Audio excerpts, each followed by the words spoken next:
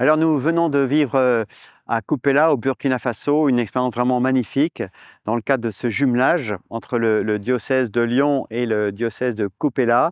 Nous sommes partis à 17, une délégation de 17 personnes avec des représentants du diocèse, des paroisses, de l'enseignement catholique, mais aussi de la Fondation Saint-Irénée.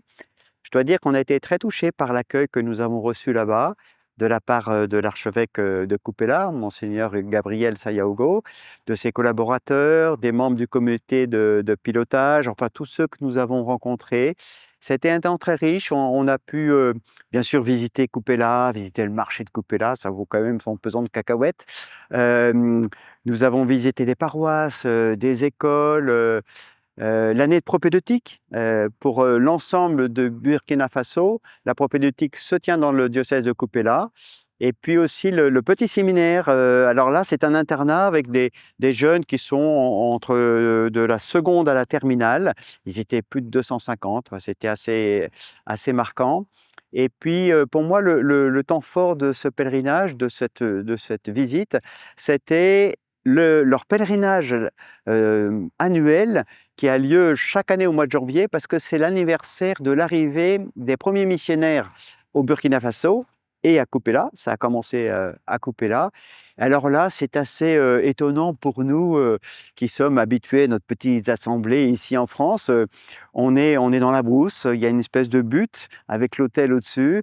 Et puis alors les gens arrivent, ils arrivent à pied, en vélo, en tricycle, en scooter, en voiture. Et il y a des milliers de personnes, alors on est incapable de savoir combien, peut-être 10 000, 15 000, on ne sait pas trop. C'est une célébration qui est très, très festive, très joyeuse, très, très recueillie aussi, il y a une grande ferveur. Et alors ça dure des heures, hein, bon, on regarde pas la montre. Je pense que la messe a duré plus de 3 heures. Et puis ensuite, alors il y a le Saint-Sacrement qui passe au milieu de la foule. Moi, ça m'a beaucoup touché parce qu'on a vraiment l'impression de voir Jésus au milieu des foules. Enfin voilà, vraiment un temps très fort. Évidemment, on se rend compte aussi, c'est aussi la richesse de l'échange que nous vivons dans des contextes très différents, des contextes historiques, culturels très différents, mais c'est la même foi, c'est le même Seigneur et c'est le même désir de l'annoncer. Et moi, je leur ai proposé, puisqu'on prie pour les vocations ici, mais là-bas aussi, ils ont besoin de vocations. Je leur ai dit, moi, j'invite les fidèles du diocèse de Lyon à prier pour les vocations dans le diocèse de Kupela. Ils peuvent prier aussi pour celle de Lyon, bien sûr, mais à prier pour les vocations à Kupela. Et puis là-bas, je les ai invités à prier pour les vocations dans le diocèse de Lyon. Donc, vous voyez, on est vraiment dans une logique d'échange de dons.